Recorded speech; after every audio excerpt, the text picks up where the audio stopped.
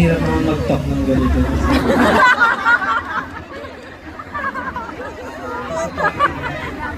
Wala namang ibang way para ma-deliver siya ng maayos kung maging very emotional ka.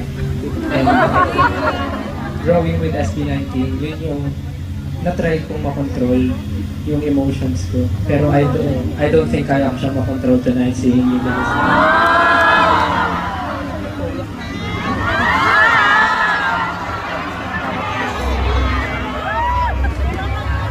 Tulad nga ng sabi nila, sobrang tagal na ng SB19. And every time na may concert kami, lagi nang pumapasok sa isip ko. Hanggang kailan kaya namin ma-experience yung ganito?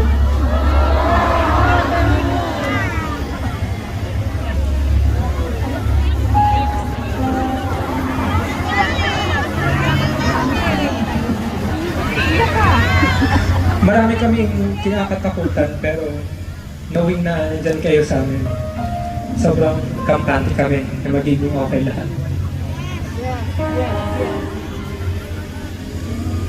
Hindi man tayo sure kung kailan magwawakas ang lahat, pero at least may sure tayo na marami na tayong nagawang memories na masaya magkakasama.